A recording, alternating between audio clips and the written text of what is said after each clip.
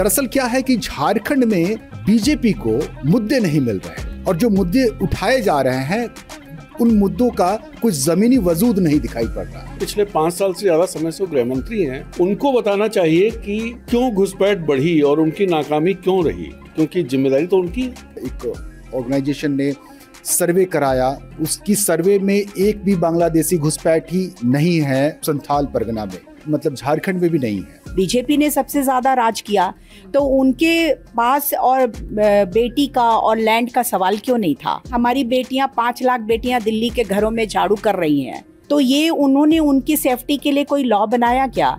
जयराम महतो को इस बार कुछ वो है क्योंकि यंग लीडर हैं। अब जो ये 5G जनरेशन वाले जो लीडर्स हैं और जो वोटर्स हैं, ये क्या डिसीजन लेने वाले हैं, ये पुराने राजनीतिक पैटर्न से समझा नहीं जा सकता। यहाँ जो महतो कम्युनिटी है उनका बड़ा राजनीति में प्रभाव है और ये सही है कि कई असेंबली कॉन्स्टिट्यूएंसी में और पार्लियामेंट्री कॉन्स्टिट्यूएंसी में वो डिसाइसिव वोटर्स हैं, लेकिन केवल महतो वोट से कोई इलेक्टोरल पॉलिटिक्स होगी यहाँ, ऐसा भी नहीं है।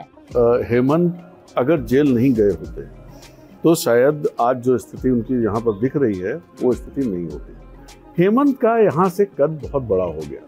पहले एक कंपटीटर हुआ करते थे बीजेपी के, हेमंत सोरेन, अब उनके पास 2 कंपटीटर हो गए, एक हेमंत सोरेन और एक दूसरी कल्पना मुर्मू सोरेन। ये बात जो कही गई कि इस स्टेट में एक किस्म की लूट मची हुई है और जो बड़े कॉरपोरेट हैं, बिग कॉरपोरेट की नजर है। अडानी का गुड्डा में 1600 मेगावाट या 1400 मेगावाट का पावर प्लांट है, जिससे एक वाट भी बिजली झारखंड को नहीं मिलती है, सारी बिजली बांग्लादेश जाती है। एकदम से सीएनटी एक्ट में जिन प्रावधानों के संशोधन की मांग आदिवासी कर रहा है, आप उस पे बात नहीं करना चाहते हो, लेकिन आप उनकी बात करना चाहते हो जो प्रधानमंत्री चाहता है और गौतम अडानी चाहता है और अंबानी चाहता है। Welcome to another election show. हम झारखंड की राजधानी रांची में आ चुके हैं। विधानसभा चुनाव यहाँ पर होने हैं और हमारे साथ 3 मेहमान हैं, इसके अलावा मनीषा हैं। तो अगले कुछ दिन हम आप तक झारखंड के आसपास और यहाँ के चुनावी हलचल की खबरें पहुँचाने वाले हैं। मैं अपने मेहमानों का परिचय करवा दूँ। सबसे किनारे में बैठे हुए हैं सुरेन सोरेन, जो कि यहाँ के प्रेस क्लब के, रांची प्रेस क्लब के प्रेसिडेंट भी हैं। इसके अलावा वासवी जी हैं, सामाजिक कार्यकर्ता हैं, पूर्व पत्रकार हैं। इसके अलावा राजेंद्र तिवारी जी भी हैं, पत्रकार हैं। इन मेहमानों के साथ आज हमारी बातचीत होनी है और हम थोड़ा समझने की कोशिश करेंगे कि झारखंड में जो इस समय चल रहा है, जो यहाँ की राजनीति है, वो किस ओर जा रही है, क्या किस तरह का माहौल है, उस सब पे बात करेंगे। उससे पहले आप लोगों से बातचीत में बस एक अपील छोटी सी आप लोगों से कहना कि ये जो पूरी की पूरी न्यूज़ लॉन्ड्री की कवरेज है, ये हम आपकी मदद से, यानी हमारे जो सब्सक्राइबर है, जो हमारे एनएल सेना के सपोर्टर हैं, उनकी मदद से हम कर पा रहे हैं। क्योंकि न्यूज़ लॉन्ड्री किसी तरह का कोई विज्ञापन नहीं लेता। विज्ञापन मुक्त पत्रकारिता करने का हमारा एक संकल्प है, जिसे आप ताकत देते हैं। तो हमारे इस एनएल सेना प्रोजेक्ट को सहायता दें, इसको पूरा करने में मदद करें। हमारे तमाम रिपोर्टर देश के अलग अलग हिस्सों से, महाराष्ट्र से भी आप तक रिपोर्ट्स पहुंचा रहे हैं, इसलिए भी आपकी मदद की बहुत हमें दरकार है। इस बातचीत को हम शुरू करें। उसमें एक बहुत महत्वपूर्ण चीज़ हमारे सामने आई है, जो कि पिछले 4-6 दिनों में बार बार हमारे सामने आ रही है, जिसमें प्रधानमंत्री ने कहा कि अब वो आपकी बेटी भी उठा ले जाएंगे। जो लोकसभा चुनाव का ऐसा लग रहा है कि एक्सटेंशन हो रहा है झारखंड में। आप गृहमंत्री अमित शाह के बयान सुनेंगे झारखंड में, तो वो कह रहे हैं कि ट्राइबल्स को अलग करके यहाँ पर यूनिफॉर्म सिविल कोड लागू किया जाएगा, घुसपैठियों को रोका जाएगा। यहाँ की जो संरचना है झारखंड की, उसका मैं छोटा सा, बहुत मुख्तसर सा एक आंकड़ा दे दूँ। बड़ी जो पॉपुलेशन है, जो 2011 के जनगणना के आंकड़े हैं, उसके मुताबिक यहाँ पर 65% से ज़्यादा की जो आबादी है वो हिंदू आबादी है। इसके अलावा बड़ी आबादी आदिवासियों की है, 14% के करीब मुसलमान हैं, 4.5% के आसपास क्रिश्चियन आबादी है। ये एक छोटी सी आबादी का एक आंकड़ा है और कुल 81 सीटें हैं। तो जो जादुई आंकड़ा है झारखंड की विधानसभा में बहुमत का, वो 41 के आसपास जाता है। 41 सीटें चाहिए होती हैं। 14% की आबादी है मुसलमानों की, लेकिन हर मंच से जो मुख्य विपक्षी पार्टी है, जो चैलेंजर है इस चुनाव में, वो दावा कर रही है कि घुसपैठियों को रोका जाएगा, घुसपैठियों को घुसने से हम रोकेंगे। और पिछले 5 साल पहले उन्हीं की सरकार थी, और 5 साल बाद अब फिर से ये बात कही जा रही है कि घुसपैठ बहुत बढ़ गई है। आदिवासी कल्चर, उसमें एक छुपा टोन है कि हिंदुओं के ऊपर खतरा है, आदिवासियों के ऊपर खतरा है। मैं ये समझना चाह रहा हूँ आप तीनों लोग मेहमानों से पहले, सबसे पहले कि लैंडलॉक्ड एक स्टेट है, किसी दूसरे देश से सीमा नहीं लगती जिस झारखंड की, वहाँ पर ये कितना बड़ा मुद्दा यहाँ के लोगों के लिए, और ये कितना बड़ा खतरा एक्चुअली हम जानना भी समझना भी चाहते हैं कि क्या ये इतना बड़ा खतरा है, क्या यहाँ पर किसी तरह की विदेशी घुसपैठ की ऐसी स्थिति है जो यहाँ पर बार बार सामने आ रही है विपक्ष भारतीय जनता पार्टी की तरफ से, प्रधानमंत्री और गृह मंत्री की तरफ से। राजन जी, सबसे पहले आप ही शुरू करते हैं। दरअसल जब मैंने पहली बार ये बात सुनी कि यहाँ घुसपैठ है और बांग्लादेशी बहुत ज़्यादा हैं और इतने ज़्यादा हैं कि उस सरकार पर उन्होंने कब्जा कर रखा है और सरकार चला रहे हैं, मेरे लिए तो बहुत ताज्जुब की बात थी। पूरे राज्य में घूमा हुआ हूँ, मैं जाता रहता हूँ, मुझे तो कहीं इस तरह की कोई चीज़ सुनाई नहीं दी।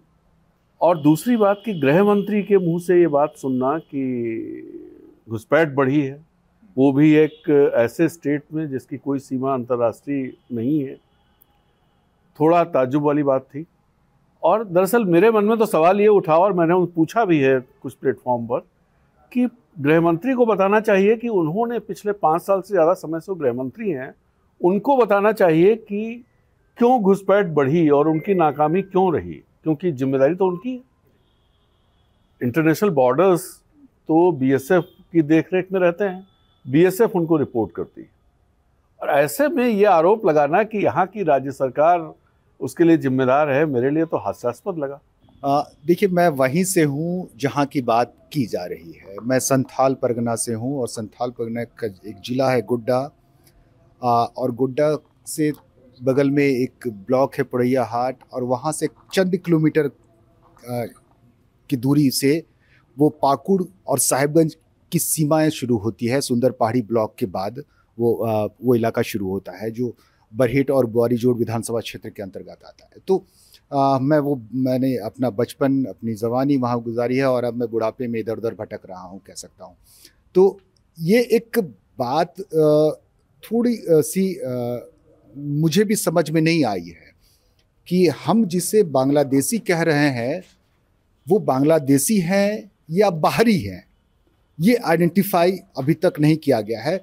जो मेरी रिपोर्टिंग के दरमियान जो चीज़ें मैंने देखी, एक सामाजिक संगठन ने, एक ऑर्गेनाइजेशन ने सर्वे कराया, उसकी सर्वे में एक भी बांग्लादेशी घुसपैठी नहीं है संथाल परगना में, नॉट मतलब झारखंड में भी नहीं है। ये बात भी मुझे हजम नहीं हो रही। दूसरी तरफ ये बात भी मुझे हजम नहीं हो रही कि पूरे के पूरे संथाल परगना या साहिबगंज या पाकुड़ इलाके में घुसपैठिए भरे पड़े हैं। मैं मानता हूँ कि डेमोग्राफी चेंज हो रही है, संथाल के कल्चर, संथाल की विरासत, संथाल की ज़मीनें ख़तरे में है, मैं इस बात को मानता हूँ। लेकिन ये अगर है तो इसकी ज़िम्मेदार कौन है?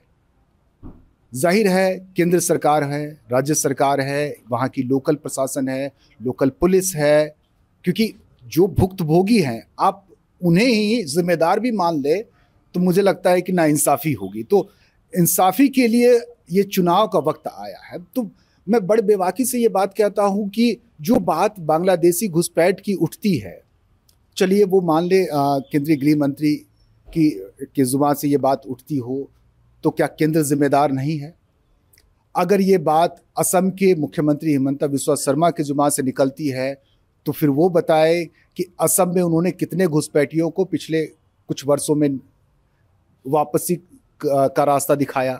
तो चुनाव के दरमियान दरअसल क्या है कि झारखंड में बीजेपी को मुद्दे नहीं मिल रहे, और जो मुद्दे उठाए जा रहे हैं उन मुद्दों का कुछ ज़मीनी वजूद नहीं दिखाई पड़ रहा है। क्या वाकई यहाँ पे लोगों में एंजाइटी है लैंड को लेके, कल्चर को लेके? बट पहले आप अपनी ओपनिंग थॉट्स दे सकते हैं। देखिए, झारखंड बने 24 साल हो गए, और झारखंड के बारे में अगर आप बात करना चाहती हैं तो झारखंड को समझना पड़ेगा झारखंड बना क्यों, इसके बुनियादी सवाल क्या थे। निश्चित तौर पर जंगल और ज़मीन का सवाल बहुत ही फंडामेंटल इश्यूज़ रहा, लेकिन स्टेट बनने के बाद पहली गवर्नमेंट किसकी थी? बाबूलाल मरांडी जी फर्स्ट चीफ मिनिस्टर थे। उन लोगों ने लैंड इशू को क्या गवर्नमेंट का एजेंडा बनाया? 24 सालों में यही झारखंड के आदिवासियों का, मूलवासियों का रोना है कि जो झारखंड अलग राज्य के मुद्दे थे वो गवर्नमेंट का एजेंडा में कभी आ नहीं पाया।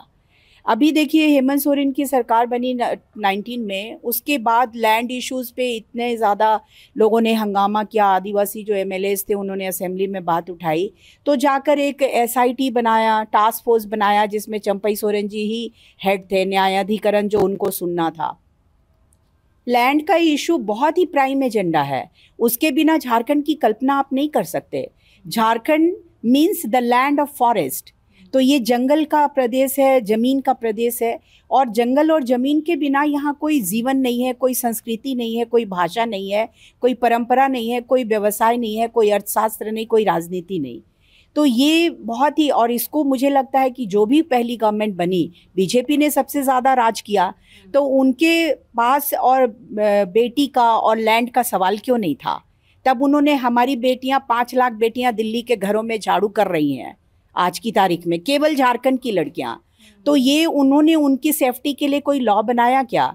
मैं विमेन कमीशन में मेंबर थी, मैं दौड़ती रही यहाँ से लेके दिल्ली तक, सरकार के पास गई, उनके पास फाइल पुटअप किया कि भाई हमारी बेटियां दिल्ली में है, सेक्सुअल एक्सप्लॉयटेशन है, फिजिकल एक्सप्लॉयटेशन है, उनके साथ में दुर्व्यवहार है, नॉन पेमेंट है, काफी स्टोरीज आती हैं, रूटीनली आती है, बहुत सारी अनवांटेड प्रेगनेंसी है। तो बीजेपी के लिए ये एजेंडा नहीं था, और आज वो रोटी और बेटी की बात कर रहे हैं। भाई झारखंड की बात करो तो जल जंगल जमीन की बात करो। आपने एक बात कही अपने पहले वाले वक्तव्य में कि संथाल वाले इलाके में खतरा है, आदिवासी कल्चर को खतरा है, उनके भाषा को खतरा है लोगों से। अगर आप थोड़ा सा स्पेसिफिक टर्म में, बहुत संक्षेप में, क्योंकि बाकी लोगों से भी हम इसमें बात करेंगे, किस तरह का खतरा है वो अगर आइडेंटिफाई करें कि उनकी लैंग्वेज बोलने वाले कम हो गए, उनकी आबादी कम हो गई, उनके लोग कम हो गए, उनकी पॉपुलेशन, कुछ भी स्पेसिफिक अगर हमें बता पाए, थोड़ा सा हम समझना चाहते हैं खतरे किस तरह के हैं वो। आप एक गिलास पानी में 1 चम्मच शक्कर डालेंगे और 2 चम्मच नमक डालेंगे तो स्वाद कैसा होगा? नमकीन हो जाएगा। तो झारखंड के जिस पर्टिकुलर एरिया की आप बात कर रहे हैं, वहाँ बात वही हुई है, शक्कर नहीं घटाई गई है, नमक ज़्यादा पड़ गया है। मतलब संथालों की, ट्राइबल्स की जो आबादी है वो वैसी की तैसी ही है। हाँ, ये अलग बात है कि तब जितने संगठित थे ये समुदाय, अपने पारंपरिक जो इनका स्वशासन व्यवस्था थी उसके अंतर्गत, मांझी परगना के अंतर्गत जितने संगठित थे और जितने मजबूती के साथ एक दूसरे के साथ ये खड़े थे, वो परिस्थितियां नहीं रही। आबादी उतनी ही है। आबादी अगर घटी है तो अब मेरे जैसा बंदा अगर दिल्ली चला जाता तो मेरे गांव में 3 लोगों की जनसंख्या तो कम हो ही जाती। तो उस तरह से आप कह सकते हैं कि घटी होगी, लेकिन मतलब जन्म दर कम हो गया हो, मृत्यु दर ज़्यादा हो गया हो, ऐसी परिस्थितियां नहीं है। लेकिन एक गांव में जिसकी आबादी 500 है और वहाँ अगर 250 बाहरी की आबादी आ जाए और 750 में आप काउंट करेंगे तो फिर आपको लगेगा कि पहले 500 थे, अब तो ये 550 ही रह गए और वो जो है 300 हो गए। और बाहरी से आपका मतलब है जो बिहार से आ रहे हैं, यूपी से आ रहे हैं, मतलब बाहरी कौन है? देखिए, बाहरी से हमारा किसी स्टेट से कोई ये नहीं है। अगर आप संथाल परगना चले जाएं तो वहाँ आपको बिहारी से ज़्यादा बंगाली वो भी मुस्लिम पॉपुलेशन मिलेगी। अभी हाल ही में अमेरिकन इलेक्शंस हुए हैं, डोनाल्ड ट्रंप जीते हैं, उनका भी एक बड़ा मुद्दा ये था इमिग्रेशन का, घुसपैठियों का, कि बाहर से लोग आके अमेरिकन कल्चर चेंज कर रहे हैं। अब चाहे मीडिया में हम उसे नकारें, बोलें कि ये फैक्चुअल नहीं है, कहीं ना कहीं वो चीज़ लोगों से कनेक्ट हुई। एक एंग्जाइटी लोगों में थी कि हाँ वाकई हमारा कल्चर चेंज हो रहा है, हम किसी को ऐसे इलेक्ट करना चाहते हैं जो प्रोटेक्ट करे। सेम चीज़ मैं आपसे पूछना चाहूँगी, आप अभी तक बोले नहीं है, जो ये बीजेपी बोल तो रही है कि बांग्लादेशी घुसपैठी आ रहे हैं, और हम चाहे इसको फैक्ट चेक भी करें कि भाई नहीं है, ऐसा कुछ नहीं है घुसपैठ इतनी बड़ी तादाद में, लेकिन ज़मीनी तौर में क्या लोगों में ये एंग्जाइटी है कहीं ना कहीं कि मुस्लिम आ रहे हैं? वो शायद ये एक डॉग विसल है कि मुस्लिम्स को बांग्लादेशी बोल रहे हैं, और क्या इसका लाभ होगा उनके लिए इलेक्शन में? दरअसल पहले ये समझने की ज़रूरत है कि भारतीय जनता पार्टी ये इशू उठा क्यों रही है। अगर हम थोड़ा पहले जाएं, जब यहाँ भारतीय जनता पार्टी की सरकार थी, 2014 के चुनाव में जो 28 सीटें हैं, आदिवासी सीटें हैं यहाँ पर, उसमें भारतीय जनता पार्टी ने 12 सीटें जीती थी और कुल मिला के भारतीय जनता पार्टी की 35 सीटें थी। मैं प्योर पॉलिटिक्स पे बात कर रहा हूँ, ठीक, क्योंकि बाकी चीजें आप लोग बात कर ही रहे हैं। तो 35 सीटें थी, 12 सीटें उसमें आदिवासी सीटें जीती। 2019 के चुनाव में भारतीय जनता पार्टी 28 में सिर्फ 2 सीटें जीत पाई। उसके कारण समझने की जरूरत है, तो समझ में आएगा कि वो क्यों ये इशू उठा रही है। दरअसल रघुबर की सरकार में जो भारतीय जनता पार्टी के चीफ मिनिस्टर थे, और पहली सरकार ऐसी थी, पहले मुख्यमंत्री ऐसे थे जिन्होंने 5 साल पूरे किए, और वो पहले और आखिरी कह लीजिए 5 साल पूरे करने वाले। और पहली सरकार ऐसी थी जिसने किसी न किसी तरह से बहुमत जुगाड़ लिया था और बहुमत से चल रही थी। उस सरकार ने सीएनटी एक्ट को डाइल्यूट करने की कोशिश की। सीएनटी एक्ट जो है वो आदिवासियों की जमीन को प्रोटेक्ट करने का एक इंस्ट्रूमेंट है कि भाई आप कोई बाहर का आदमी नहीं खरीद सकता, आदिवासी खरीदेगा, और एक थाना क्षेत्र में जो आदिवासी रहते हैं वही एक दूसरे की जमीन खरीदेगा। सीएनटी एक्ट कहीं भी गवर्नमेंट के स्कीम्स में बाधक नहीं बनता है। गवर्नमेंट जो जमीन चाहे वो ले सकती है, आम लोग ठीक, आम लोग नहीं खरीद सकते, गवर्नमेंट ले सकती है। तो ये मुझे नहीं लगता कि ये कोई आधार उसमें है कि सीएनटी एक्ट है इस वजह से प्रोजेक्ट्स के लिए जमीन नहीं मिल पा रही है। तो उन्होंने जो किया उसके पीछे बहुत सीधा जो मैं समझ पाता हूँ कि जो बड़े बिल्डर्स हैं, बड़े इंडस्ट्रियलिस्ट हैं, उनको फ्री होल्ड चीज़ें मिल जाएं, दिक्कत नहीं हो। जो लोग झारखंड के हैं उनको याद होगा, ये जब विधानसभा से पारित हुआ उसके बाद पूरा झारखंड उबल पड़ा था, पूरा झारखंड उबल पड़ा था, और ये मूर्त रूप नहीं ले पाया। ये उसके बाद जो खूंटी की घटना हुई, पत्थलगड़ी की घटना हुई, खूंटी की घटना अपने में भारतीय जनता पार्टी के लिए बहुत बड़ी, जो अभी जो दिखाई दे रहा है उसके पीछे सब बैकग्राउंड में है। हजारों लोगों पर मुकदमे दर्ज किए गए, करीब 2.5 दर्जन लोगों पर देशद्रोह के केस दर्ज हुए, देशद्रोह के। इस सब के बाद हेमंत सरकार आई। हेमंत ने क्या किया कि आते ही सबसे पहले ये सब मुकदमे वापस ले लिए। अब वादे में भी था वो। भारतीय जनता पार्टी का जो आदिवासी समुदाय में जो थोड़ी बहुत पकड़ बन रही थी, विश्वास बन रहा था, वो विश्वास इस दौरान खत्म हो गया। दूसरी बात ये रही कि झारखंड के बारे में ये कहा जाता था कि यहाँ आदिवासी मुख्यमंत्री ही बनेगा। भारतीय जनता पार्टी ने वो परंपरा भी तोड़ी और उन्होंने रघुबर दास को बनाया, जो रघुबर दास यहाँ के मूलवासी भी नहीं है, छत्तीसगढ़ के रहने वाले हैं। जैसे जो first non tribal chief minister थे रघुवर दास है, ठीक है वो छत्तीसगढ़ के थे, कोई बात नहीं, लेकिन आपको यहाँ की मर्म समझना है ना। आप यहाँ आए तो उसमें क्या हुआ कि छत्तीसगढ़ के थे। हाँ, वो आप एकदम से सीएनटी एक्ट में जिन प्रावधानों के संशोधन की मांग आदिवासी कर रहा है, आप उस पे बात नहीं करना चाहते हो, लेकिन आप उनकी बात करना चाहते हो जो प्रधानमंत्री चाहता है और गौतम अडानी चाहता है और अंबानी चाहता है, तो आप वो सेक्शंस अमेंडमेंट करना चाहते हो। मामला ये था। और देखिए उसमें एक चीज और सीएनटी एक्ट के उन प्रावधानों का संशोधन करो जिससे अडानी को हम यहाँ फ्रीली जमीन दे सके बिना किसी बाधा के। जैसे प्राइम मिनिस्टर चाहते हैं ना भाई कि गौतम अडानी पूरे वर्ल्ड का नंबर 1 रिचेस्ट पर्सन बन जाए, तो इसी की पूरी कवायद थी ना। और मैं इसी को जोड़ना चाह रहा हूँ कि रघुबर के समय में अडानी के प्रोजेक्ट को सैंक्शन मिला, सारे नियम कानून बदले गए। अडानी का गुड्डा में 1600 मेगावाट या 1400 मेगावाट का पावर प्लांट है, जिससे एक वाट भी बिजली झारखंड को नहीं मिलती है। झारखंड देश का अकेला ऐसा प्रदेश है जहां की राजधानी में इतने कट होते हैं, किसी दूसरी राजधानी में नहीं होते हैं इलेक्ट्रिक पावर कट। ठीक, और हमने आज देख लिया, हम जिस होटल में रहे वहां पे लाइट आ जा रही है। उस राज्य में वहां पर एक ऐसा पावर प्लांट बना है जिसमें 2100 या 1600 जो भी मेगावाट बिजली होती है, एक वाट बिजली भी झारखंड को नहीं मिलती है। सारी बिजली बांग्लादेश जाती है। यहाँ का आदमी है जो मेहनत करता है, यहाँ का पानी है जो आप इस्तेमाल करते हैं, यहाँ की जमीन है। हेमंत सोरेन जेल गए, इनफैक्ट अरविंद केजरीवाल हैं और वो 2 चीफ मिनिस्टर्स हैं जो जेल गए। और क्या यहाँ पे उनकी जेल की वजह से एक सिंपैथी वेव है उनके लिए, या कहीं ना कहीं क्योंकि दिल्ली में हम देखते हैं अभी थोड़ा लोग सोचते हैं कि शायद कुछ गड़बड़ करा है, आम आदमी पार्टी है, इनको थोड़ा क्लियर होना चाहिए था, करप्शन चार्जेस नहीं होने चाहिए थे। क्या नेगेटिव इम्पैक्ट पड़ा है उनके जेल जाने से, या आपको लगता है ज्यादातर सिंपैथी ही है उनके साथ और लोगों को लगता है कि विक्टिम है? देखिए, लोगों को लगता है विक्टिम है, क्योंकि मुझे याद है जब स्थानीय नीति और रोजगार को लेकर, नियोजन नीति को लेकर के राज्य में एक आंदोलन फूट पड़ा था, जिसकी उपज हैं जयराम महतो। और उस वक्त हेमंत सोरेन, अगर उस वक्त चुनाव हो जाते तो हेमंत सोरेन जो 30 सीटें जीतकर 2019 में आए थे, वो शायद 15 में सिमट जाती। लेकिन अब की परिस्थितियों में, तब की परिस्थितियों से काफ़ी कुछ बदल गया है। यूथ उस मुद्दे को भूल चुके हैं, स्थानीय मुद्दे की बातें अब मंच पर नहीं हो रही है इस चुनावी 24 में।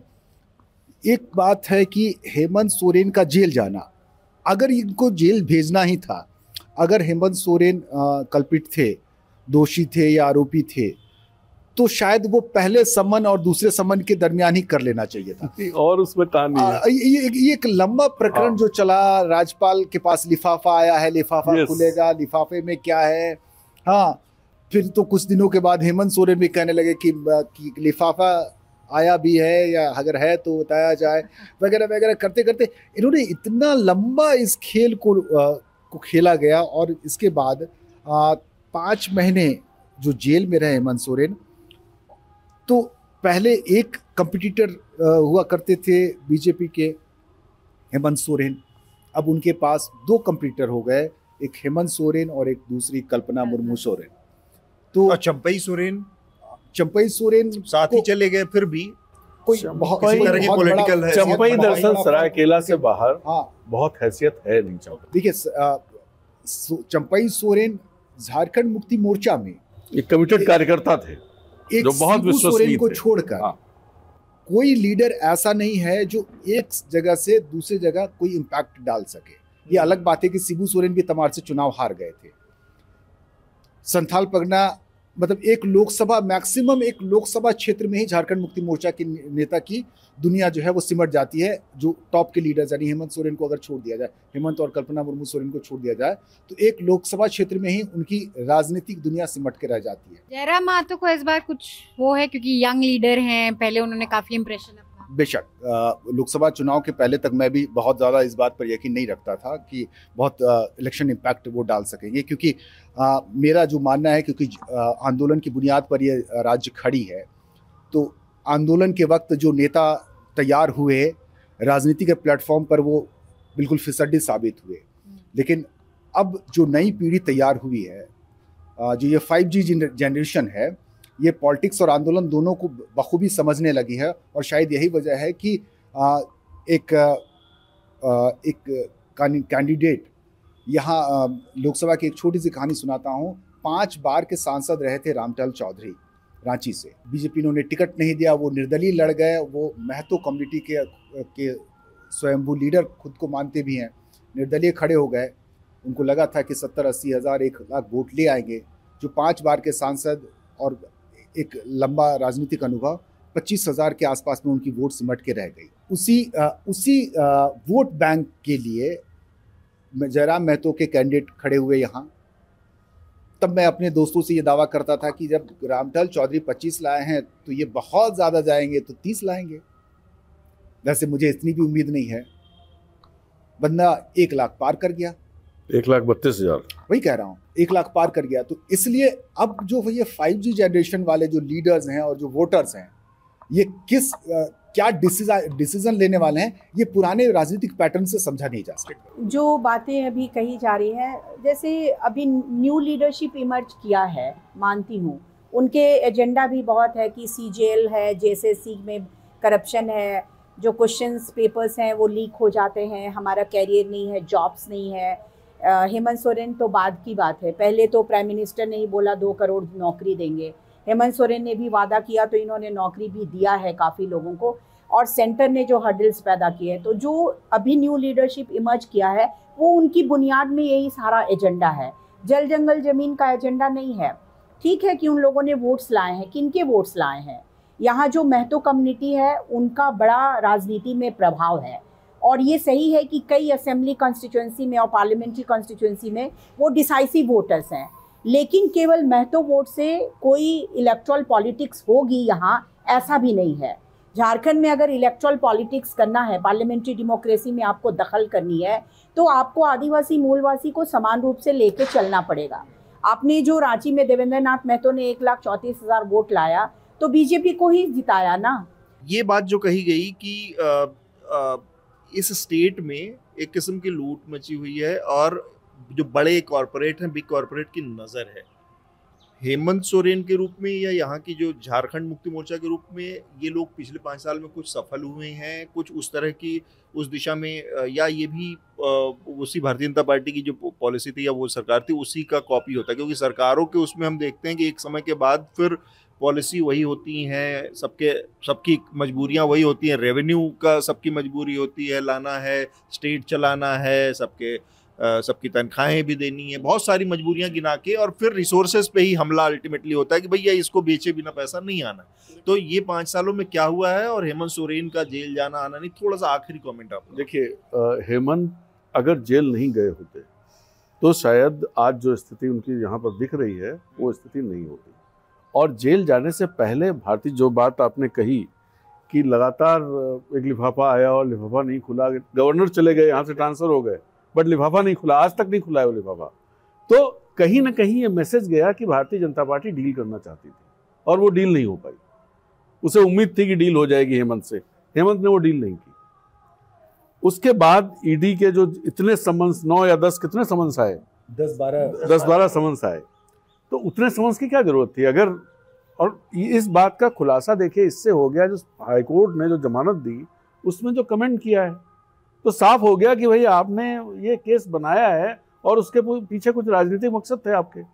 हेमंत का यहाँ से कद बहुत बड़ा हो गया, क्योंकि आप कह भी रहे हैं कि आप ट्राइबल कम्युनिटी से हैं, संथल कम्युनिटी से हैं। यंग जनरेशन की क्या एस्पिरेशन है अपने पॉलिटिकल लीडरशिप से, खास करके ट्राइबल यूथ जो है?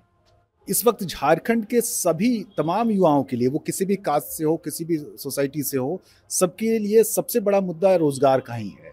क्योंकि 3.5 लाख नौकरियां यहाँ जो है, पद जो है वो रिक्त है, जिसमें 2,65,000 तो वो सरकारी पदों पर नियुक्तियां पड़ी हुई है। तो जाहिर है कि कितनी बड़ी तादाद में युवा अपनी उम्र काट रहे हैं बगैर नौकरियों के, बगैर कोई रोजगार के। तो हर चुनाव में वो यही उम्मीद रखते हैं कि अगली जो सरकार आएगी उनके लिए रोजगार या नौकरियां लेकर आएगी। तो यूथ के लिए सबसे बड़ा इशू ये है। यूथ के साथ साथ पूरी कम्युनिटी की सबसे बड़ी डिमांड यही है कि उनकी जो विरासत है, विरासत में जो उन्हें ज़मीनें मिली है, जो पहाड़ मिले हैं, जो जंगल मिले हैं, वो सुरक्षित रहे। ये ट्राइबल कम्युनिटी की सबसे बड़ी प्रायोरिटीज़ हैं और यही उनकी डिमांड्स भी हैं। Great, thank you so much. और जहाँ तक यूथ के इश्यूज हैं, तो शायद ही कोई स्टेट होगा जहाँ पे यंग लोगों के लिए अनएम्प्लॉयमेंट या पेपर लीक इशू ना हो। यहाँ पे भी ये इशू है और हम इस पे बात करेंगे आगे शोज में। Thank you so much for watching this show. Stay tuned for more coming from Ranchi.